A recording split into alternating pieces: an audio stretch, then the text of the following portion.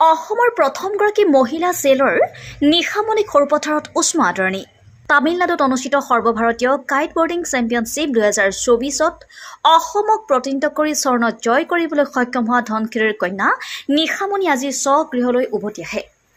নিশামণি অহাৰ খবৰ পাই নিশামণিৰ পৰিয়ালৰ লোকৰ লগতে ধনশিৰি মহকুমা গাঁওবুঢ়া সন্থা সৰুপথাৰ অঞ্চলৰ বিভিন্ন ৰাইজ আৰু দল সংগঠনৰ লোকে সৰুপথাৰ ৰেলৱে ষ্টেচনত উপস্থিত হয়। ৰঙিয়া এক্সপ্ৰেছ যোগে নিশামণি আহি সৰুপথাৰ ৰেলৱে ষ্টেচনত নামোতে সকলো ৰাইজ আৰু দল সংগঠনৰ লোকসকলে নিশামণিক উষ্ম আদৰণি জনায় আৰু বিভিন্নজনে ফুলাম গামোচাৰে মৰম চাচে।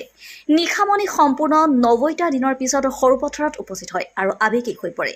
তেওঁ ৰাইজৰ মৰম আৰু সহযোগিতাক শলাগ জনায় আৰু সকলোকে ধন্যবাদ জ্ঞাপন কৰে। তিনিমহীয়া প্ৰায় 95 দিনৰ মূৰত ঘৰলৈ আহিছোঁ।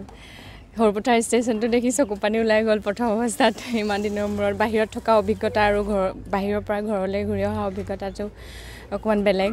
আৰু আপোনালোকে ইমান মৰম আদৰ কৰিছে, মোক আগবঢ়াই নিবলৈ আহিছে। মোৰ সঁচাকৈ বহুত আৱেগিক হৈ পৰিছোঁ, ভাল লাগিছে।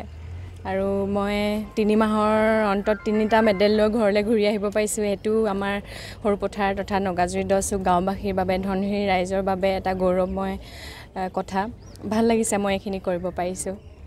গোটেই অসম ধনশিৰি তথা আমাৰ এই হাবুচুকীয়া গাঁওখনৰ কাৰণে যিটো কৰিলে আমি আজি গৌৰৱান্বিত।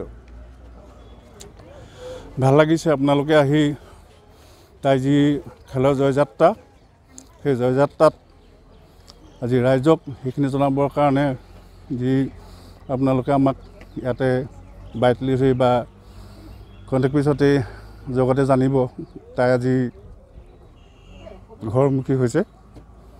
আৰু কি ক'ম, ভৱিষ্যতৰ দিনত তাই আগবাঢ়ি যোৱাৰ ক্ষেত্ৰত আপোনালোকৰ সহায় সহযোগ খুবেই প্ৰয়োজন হ'ব। সেইকাৰণে আশা ৰাখিছোঁ তাই আগবাঢ়ক, আপোনালোকে সহায় হাত সদায় আগবঢ়াই থাকিব।